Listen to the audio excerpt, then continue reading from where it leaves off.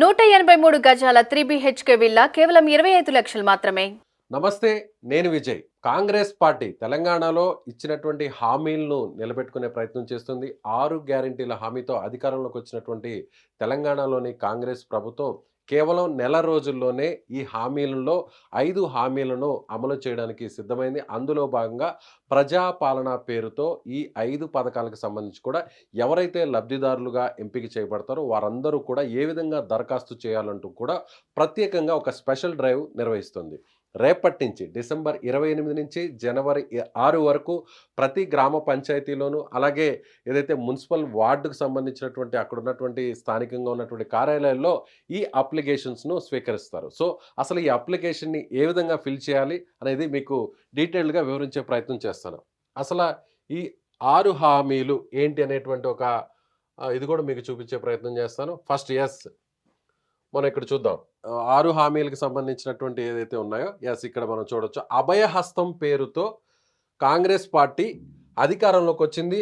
6 గ్యారెంటీలు కూడా ఎన్నికలకు ముందు మేనిఫెస్టోలో పొందుపరిచింది. అవి మహాలక్ష్మి పథకం, గృహజ్యోతి పథకం, యువ వికాసం పథకం, అలాగే ఇందిరమ్మ ఇండ్లు, చేయూత, రైతు భరోసా. ఈ 6 గ్యారెంటీలతో అధికారంలోకి వచ్చినటువంటి పరిస్థితి. అయితే ఒక్క యువ వికాసానికి తప్ప మిగిలినటువంటి 5 పథకాలకు సంబంధించి కూడా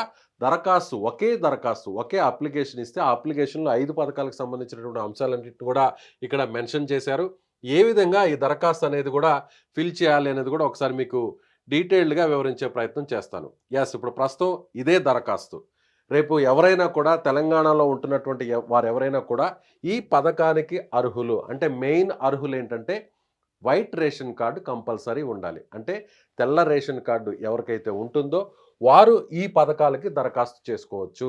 అదేవిధంగా వైట్ రేషన్ కార్డు జెరాక్సు, అదేవిధంగా ఆధార్ కార్డుకు సంబంధించినటువంటి జెరాక్స్, ఈ రెండింటిని, అలాగే ఈ అప్లికేషన్ని రేపటి నుంచి 8 రోజుల పాటు జరిగేటువంటి ఈ స్పెషల్ డ్రైవ్లో అక్కడ ఉన్నటువంటి అధికారులకి ఇవ్వచ్చు. సో మనం ఇక్కడ అప్లికేషన్ చూడొచ్చు. తెలంగాణ గవర్నమెంట్కి సంబంధించినటువంటి చిహ్నం అక్కడ ఉంది. అలాగే ప్రజాపాలన పేరుతో కాంగ్రెస్ పార్టీ ఏదైతే ఇందిరమ్మ చిత్రం ఉన్నటువంటి దీంతో అభయహస్తం, గతంలో ఏ విధంగా అభయహస్తం అనే 6 గ్యారంటీలు తీసుకొచ్చారో వాటికి సంబంధించినటువంటి ఆ పథకాలను హైలైట్ చేశారు. ప్రజాపాలన 28 నుంచి 6 వరకు కూడా దీనికి సంబంధించినటువంటి అప్లికేషన్లు అన్నింటినీ కూడా స్వీకరించబోతున్నారు. అందులో మహాలక్ష్మి, రైతు భరోసా, గృహజ్యోతి, ఇందిరమ్మ ఇండ్లు, చేయూత పథకాల కోసం ఎవరైతే అప్లై చేయాలనుకుంటున్నారో, ఎవరైతే లబ్ధిదారులు ఉంటున్నారో వారందరూ కూడా దరఖాస్తు చేసుకోవచ్చు. మొదటగా ఇక్కడ కుటుంబ వివరాలు. సో ఫస్ట్ ఇంటి యజమాని, అంటే ఇంటికి సంబంధించినటువంటి యజమాని ఎవరైతే పెద్ద ఉంటారో వారికి సంబంధించినటువంటి పేరుని ఇక్కడ మెన్షన్ చేయాలి. అది ఎలా అనేది ఒకసారి చూపించే ప్రయత్నం చేస్తాను. ఇక్కడ ఫర్ ఎగ్జాంపుల్ నా పేరు విజయ్ కుమార్. ఇక్కడ ఈ విధంగా తెలుగులో అయితే తెలుగులో, ఇంగ్లీష్లో అయితే ఇంగ్లీష్లో ఇలా రాయాలి. ఇక్కడ ఫోటోని ఎవరైతే ఇక్కడ దరఖాస్తుదారుడు ఉంటాడో ఆయనకు సంబంధించినటువంటి ఫోటోని ఇక్కడ అంటించాలి. అదేవిధంగా పురుషుడైతే పురుషుడు, స్త్రీ అయితే స్త్రీ, అలాగే ట్రాన్స్జెండర్లు ఎవరైతే ఉంటారో, ఇద్దరు కాకుండా ట్రాన్స్జెండర్స్ ఎవరైతే ఉంటారో వారైతే ఇక్కడ టిక్ కొట్టాలి. అదేవిధంగా ఏ కమ్యూనిటీ, ఏ కులానికి సంబంధించినటువంటి వారో చాలా ఇక్కడ స్పష్టంగా మెన్షన్ చేయాలి. ఎస్సీ అయితే ఎస్సీ అని పెట్టాలి, ఇక్కడ టిక్ చేయాలి. లేదు ఎస్టీ అయితే ఎస్టీ అని టిక్ చేయాలి, బీసీ అయితే బీసీ అని టిక్ చేయాలి. లేదంటే మైనారిటీలు, ముస్లిమ్స్ కావచ్చు, క్రిస్టియన్స్ కావచ్చు, వీరైతే ఇక్కడ ముస్లిమ్స్ అయితే ఇక్కడ మైనారిటీలు అని ఇక్కడ టిక్ చేయాలి. కాకుండా ఓసీలు అయితే, జనరల్ కేటగిరీ అయితే ఇక్కడ టిక్ చేయాలి. అలాగే పుట్టిన తేదీ ఇక్కడ మనం చేయొచ్చు. ఈ విధంగా డేటు ఏ తారీఖును పుట్టారు, 23/6/1982 ఇలా ఎగ్జాంపుల్గా ఇక్కడ చేయాలి. ఆధార్ నెంబర్ అంటే అన్నిటికంటే మెయిన్ కీలకం. మనం ఇచ్చేటువంటి అప్లికేషన్తో ఆధార్ కార్డు జెరాక్స్ను కూడా ఇవ్వాలి. ఇక్కడ నెంబర్, ఫర్ ఎగ్జాంపుల్ ఏదైతే ఆధార్ కార్డు నెంబర్ ఉంటుందో ఈ నెంబర్ని ఇక్కడ క్లియర్గా ఎంటర్ చేయాలి. అదేవిధంగా వైట్ రేషన్ కార్డు, అంటే ఈ 2 పాయింట్స్ చాలా ముఖ్యం ఇక్కడ. అంటే ఒకవేళ పేరు అటు ఇటుగా ఏదైనా మిస్ అయినా కూడా ఈ ఆధార్ కార్డు నెంబర్ ఉంటుంది కాబట్టి, అదేవిధంగా రేషన్ కార్డు నెంబర్ 1 2 3 4 ఏదో ఫర్ ఎగ్జాంపుల్ ఇలా రేషన్ కార్డు నెంబర్ను కూడా యాడ్ చేయాలి. అదేవిధంగా మొబైల్ నెంబర్ అనేది కూడా చాలా కీలకం. ఇక్కడ నెక్స్ట్ మొబైల్ నెంబర్ను కూడా ఇక్కడ మెన్షన్ చేయొచ్చు. ఏదో నెంబర్, ఏదో ఒక నెంబర్ మీదైతే మెసేజెస్ ముఖ్యంగా మెసేజెస్ వచ్చేటువంటి ముఖ్యంగా ఆధార్ కార్డుకి లింక్ అయినటువంటి మొబైల్ నెంబర్‌ని ఇక్కడ మెన్షన్ చేయాల్సినటువంటి పరిస్థితి. అలాగే మీరు నంబర్ ఏదో ఒక నంబర్ ఇక్కడ ఎగ్జాంపుల్‌గా నేను ఏదో ఒక నంబర్ రాస్తున్నాను. కానీ మీ నంబర్‌ని ఇక్కడ మెన్షన్ చేయాలి. వృత్తి మీరేం పని చేస్తుర్రు? అంటే మీరు వ్యవసాయ కూలియా? లేకపోతే టైలరా? లేకపోతే ఏదన్నా ప్రైవేట్ జాబ్ చేస్తారా? ఇలా క్లియర్‌గా ఏం పని చేస్తారో ఆ పనిని ఇక్కడ కూలి అయితే కూలి అని ఇక్కడ రాయాల్సుంటుంది. అదే విధంగా వృత్తిని రాసిన తరువాత కుటుంబ సభ్యుల వివరాలనేది చాలా కీలకం. అంటే మీ ఫ్యామిలీలో ముగ్గురుంటున్నారా? నలుగురుంటున్నారా? మీతో పాటు మీ మీద ఆధారపడి తల్లిదండ్రులు ఎవరైనా మీతో పాటే ఉంటున్నారా? వారి వివరాలు, భార్య వివరాలు, పిల్లల వివరాలు కూడా ఇక్కడ రాయాల్సినటువంటి పరిస్థితి. అంటే నంబర్ 1 ఇక్కడ ఫర్ ఎగ్జాంపుల్ వైఫ్ పేరు సమ్ XYZ ఏంటి అంటే దరఖాస్తుదారునితో సంబంధం. అంటే నేను ఫ్యామిలీ పెద్దనుకోండి. ఒకవేళ నా వైఫ్, నా భార్య ఎవరైతే ఉన్నారో ఆమె పేరు ఇక్కడ రాసాననుకోండి. నాకు ఆమెకి ఉన్నటువంటి రిలేషన్ అంటే దరఖాస్తుదారునికి సంబంధం అంటే భార్య. అలాగే పిల్లలు రెండవది. నితిన్ అనుకుందాం కొడుకు. లింగం అనేది అంటే వారు మేలా? ఫిమేలా? భార్య కాబట్టి ఫిమేల్ ఎఫ్ అని పెట్టాలి. పుట్టిన తేదీ వాళ్ళు ఏ డేట్‌న పుట్టారో ఆ డేట్‌ను కూడా ఇక్కడ మెన్షన్ చేయాలి.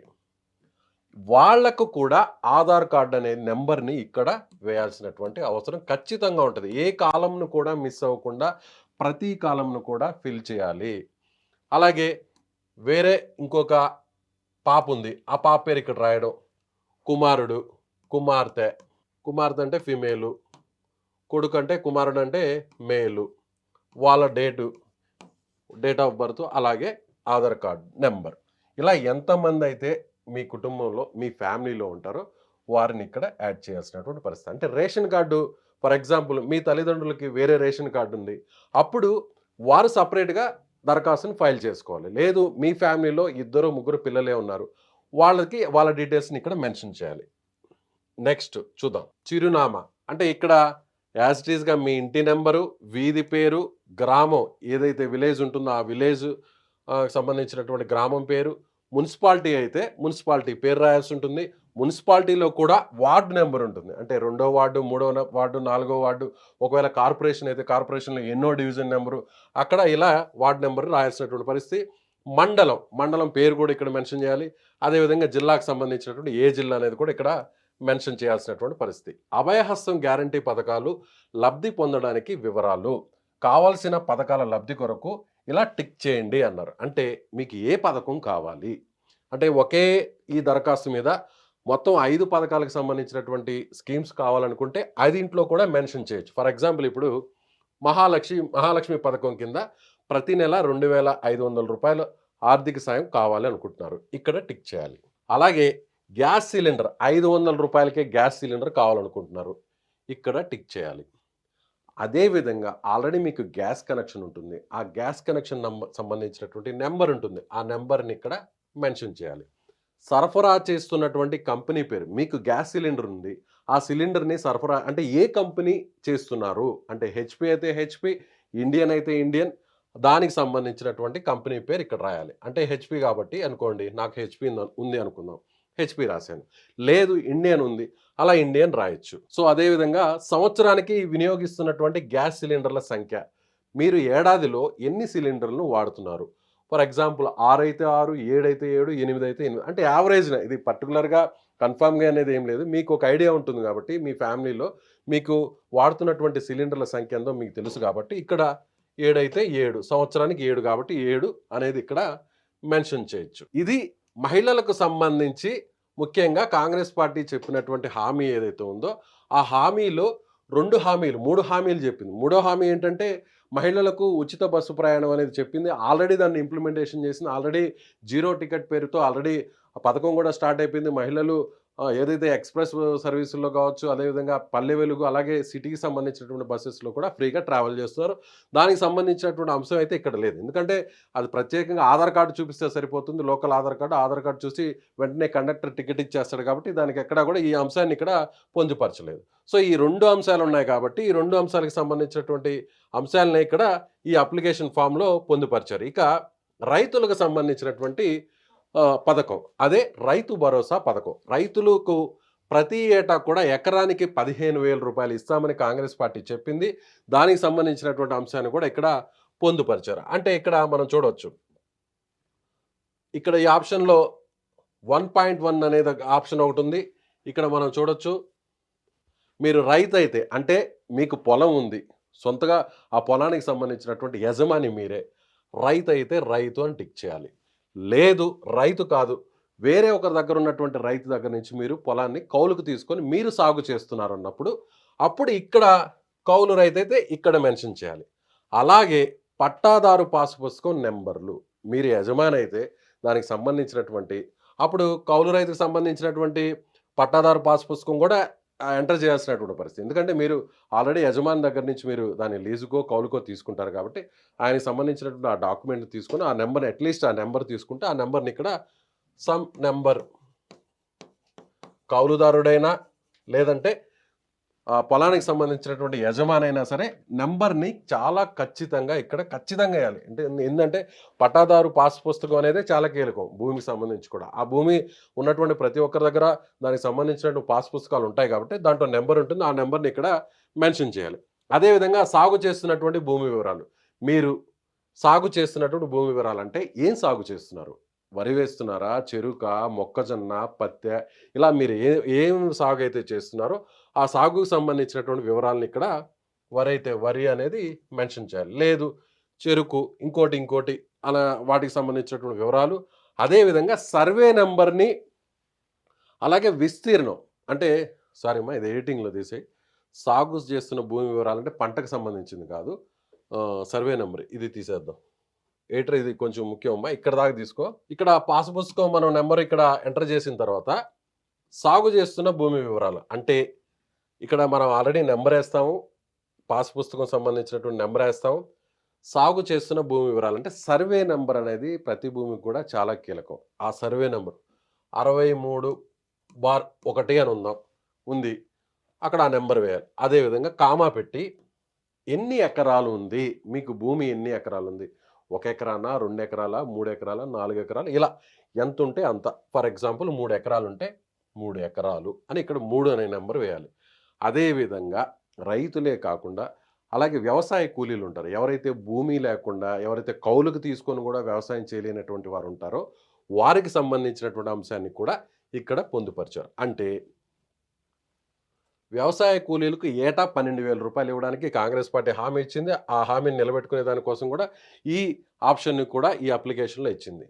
వ్యవసాయ అంటే ఇప్పుడు ఒకవేళ మీరు ఇదేది కాదు. రైతు కాదు, కౌలు రైతు కాదు, పట్టాదారు పాస్ పుస్తకం నంబర్లు మీ దగ్గర లేవు. అంటే మీరు ఆల్రెడీ ఓనర్ కాదు కాబట్టి, కౌలు తీసుకోలేదు కాబట్టి, ఇక్కడ మీరు ఈ అంశాన్ని ఇక్కడ మెన్షన్ చేయాల్సి ఉంటుంది. రూ. 12,000 దగ్గర టిక్ చేయాలి.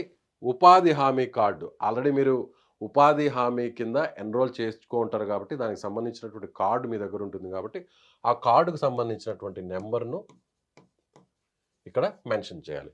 ఒకవేళ రైతు అయితే ఇక్కడ టిక్ చేయాలి. రైతు కాకుండా కౌలు రైతు అయితే ఇక్కడ టిక్ చేయాలి. దానికి సంబంధించినటువంటి పట్టాదారు పాస్ పుస్తకం నెంబర్ ఎంటర్ చేయాలి. అదేవిధంగా సర్వే నెంబరు, అదేవిధంగా ఎన్ని ఎకరాల భూమి ఉంది అనేది ఇక్కడ మెన్షన్ చేయాలి. ఇవేవి కాదు, మీరు వ్యవసాయ కూలి, మీకు పొలం లేదు, అసలు సెంటు భూమి కూడా లేదు. అప్పుడు మీరు ఇక్కడ టిక్ చేయాలి. ఇక్కడెక్కడా కూడా టిక్ చేయకూడదు. ఇక్కడ టిక్ చేసి మీ దగ్గర ఉన్నటువంటి ఉపాధి హామీ కార్డు నెంబర్ని ఇక్కడ ఎంటర్ చేయాలి. ఇక నెక్స్ట్ చూద్దాం. మరొక కీలకమైనటువంటి పథకం ఇదే ఇందిరమ్మ ఇల్లు పథకానికి సంబంధించి. అంటే ఎవరైతే ఇల్లు లేనటువంటి వారు ఉంటారో వారికి సంబంధించినటువంటి ఆ కుటుంబానికి సంబంధించినటువంటి వారికి ఆల్రెడీ హామీ ఇచ్చింది. ఇల్లు లేని వారికి జాగా ఇస్తాము, జాగాతో పాటుగా ఇంటి నిర్మాణానికి కూడా ఆర్థిక సాయం చేస్తామంటూ కూడా చెప్పింది. ఇక్కడ ఇల్లు లేని వారైతే ఇక్కడ టిక్ చేయాలి. అదేవిధంగా అమరవీరులు మరియు ఉద్యమకారులు అంటే తెలంగాణ ఉద్యమం కోసం ఎవరైతే బలిదానం చేసుకున్నారో, ఎవరైతే ఆత్మహత్య చేసుకున్నటువంటి కుటుంబాలు ఉన్నారో వారికి ప్రత్యేకంగా 250 చదరపు గజాల ఇంటి స్థలాన్ని, అంటే వీరికంటే కూడా ఎక్కువ స్థలాన్ని, ఇంటి స్థలాన్ని అదేవిధంగా ఇచ్చేందుకు ముందుకొచ్చారు. ఒకవేళ అమరవీరుల కుటుంబంగానైతే ఇక్కడ టిక్ చేయాలి. వారి పేరు ఎవరు చనిపోయినటువంటి వ్యక్తి ఎవరైతే ఉన్నారో ఆయనకి సంబంధించినటువంటి పేరును ఇక్కడ మెన్షన్ చేయాలి. ఏ సంవత్సరంలో చనిపోయారు అంటే బలిదానం చేసుకున్నటువంటి ఆత్మహత్య చేసుకున్నటువంటి ఆ ఇయర్ ఉంటుందో ఆ ఇయర్ని ఇక్కడ 2009 అయితే 9, 4 అయితే 4, 7 ఏ డేట్ అయితే ఆ డేట్ని ఇక్కడ ఆ ఇయర్ని ఇక్కడ వేయాలి. అప్పుడు చనిపోయిన టైంలో పోలీస్ కేస్ అనేది మెన్షన్ అయి ఉంటుంది. అంటే పోలీస్ కేసు నమోదై ఉంటుంది. ఆ కేసుకు సంబంధించినటువంటి ఎఫ్ఐఆర్ నెంబర్ పోలీస్ స్టేషన్‌లో ఉంటుంది. ఆల్రెడీ మీరు దానికి సంబంధించినటువంటి ఆ కేసు వివరాలన్నిటిని కూడా తీసి పెట్టుకొనుంటారు కాబట్టి, ఆ నంబర్‌ని ఇక్కడ వేయాల్సినటువంటి పరిస్థితి. ఏది అమరవీరుల కుటుంబాలైతే అలాగే ఉద్యమకారుల కుటుంబాలైతే కూడా డెత్ సర్టిఫికేట్ నంబర్ అంటే చనిపోయిన తర్వాత మరణ ధృవీకరణ పత్రానికి సంబంధించినటువంటి ఒక నంబర్ ఉంటుంది. ఆ నంబర్‌ను కూడా ఇక్కడ మెన్షన్ చేయాలి. అదేవిధంగా వీరు కాదు, చనిపోలేదు, బలిదానం చేసుకోలేదు. కానీ ఉద్యమంలో మాత్రం చాలా కీలకంగా వ్యవహరించారు. అలాంటప్పుడు తెలంగాణ ఉద్యమంలో పాల్గొన్నారా? యెస్. మీరు పాల్గొంటే అవును. లేదంటే మీరు పాల్గొనలేదు. మీరు కేవలం ఈ ఇందిరమ్మ ఇల్లు పథకానికి సంబంధించినటువంటి వారే. కాదు. అలాగే ఒకవేళ మీరు తెలంగాణ ఉద్యమంలో పాల్గొంటే, మీ మీద కేసులు పెట్టి ఉంటే, ఆ కేసులకు సంబంధించినటువంటి ఎఫ్ఐఆర్ నంబర్‌ను ఇక్కడ వేయాల్సినటువంటి పరిస్థితి. ఒకవేళ మీరు జైలుకు వెళ్ళి ఉండుంటే, ఆ జైలుకి సంబంధించినటువంటి వివరాలు కూడా. ఆ జైలు పేరు ఫర్ ఎగ్జాంపుల్ చెంచల్గూడ అనుకుందాం. స్థలం హైదరాబాదు. జైలు పేరు ఇక్కడ రాయొచ్చు. చెంచల్గూడ జైలు. స్థలం హైదరాబాద్. శిక్ష సంబంధిత వివరాలు. అంటే ఏం శిక్ష పడింది? మీకు సంబంధించినటువంటి ఆ ఎఫ్ఐఆర్ కాపీలో ఉంటుంది. ఏం శిక్ష? అంటే మీరు దానికి సంబంధించినటువంటి అంశాన్ని ఇక్కడ పొందుపరచాలి. అంటే మీరు ఏదన్నా ఒక వెహికల్‌ని తగలబెట్టడమో, లేదంటే ఎక్కడైనా ధర్నా చేయడమో, లేదంటే ప్రభుత్వ కార్యాలయాల్లో అడ్డుకోవడమో, వారి విధులను అడ్డుకోవడం అలాంటిది ఏదో ఉంటే దానికి సంబంధించినటువంటి అంశాన్ని ఇక్కడ మెన్షన్ చేయాలి. దానికి సంబంధించి కూడా ఎన్ని సంవత్సరాలు మీరు జైల్లో ఉన్నారు? లేదా ఎన్ని నెలలు ఉన్నారు? 6 నెలలు ఉన్నారనుకోండి. 6 నెలలు. అంటే మీరు సంబంధిత వివరాల్లో పూర్తిగా ఎంటర్ చేయకపోయినా కూడా ఇది మాత్రం ఖచ్చితంగా ఎంటర్ చేయాలి. ఎన్ని నెలలు ఉన్నారు, ఎన్ని సంవత్సరాలు ఉన్నారు అనేటువంటి విషయాన్ని ఇక్కడ చెప్పాలి. ఇకపోతే గృహజ్యోతి పథకానికి సంబంధించి అర్హులు ఎవరైతే ఉన్నారో వారికి సంబంధించి అంటే ఆల్మోస్ట్ వైట్ రేషన్ కార్డు ఉన్న వాళ్ళందరూ కూడా తక్కువ కరెంటే వినియోగిస్తారు కాబట్టి వారు ప్రతి నెల కూడా 200 యూనిట్లు ఉచితంగా ఇవ్వడానికి కాంగ్రెస్ సర్కారు ఇక్కడ ఈ అంశాన్ని కూడా ఈ దరఖాస్తులో పొందుపరిచింది. కుటుంబానికి ప్రతి నెల 200 యూనిట్లు ఉచిత విద్యుత్ ఇవ్వడానికి ఇక్కడ దానికి సంబంధించినటువంటి కాలం ఇక్కడ ఉంది. మీ నెలసరి గృహ విద్యుత్ వినియోగం ఎంత? మీరు ఒకవేళ 100 యూనిట్ల లోపు అనుకోండి, ఇక్కడ రాయండి. అంటే ఫర్ ఎగ్జాంపుల్ మీరు నెలకి 50 యూనిట్లే వాడుతున్నారు. 50 అయితే 50. లేదు ఇక్కడ 99 దాటి 100 దాటేశారు. అప్పుడు ఇక్కడ ఏం మెన్షన్ చేయొద్దు. అప్పుడు ఇక్కడ చేయండి. 120 యూనిట్లు అయితే 120. లేదు 200 యూనిట్లు కూడా ఎక్కువగానే మీకు ఇంకా ఖర్చు అవుతుంది నెలవారీగా. సో ఇది కూడా వద్దు. 220 అయితే 220 రండి. అంటే 200 పైన ఉంటే ఇక్కడ రండి. అప్పుడు ఈ కాలమ్స్‌ని మాత్రం ఎక్కడ కూడా ఏమి మెన్షన్ చేయొద్దు.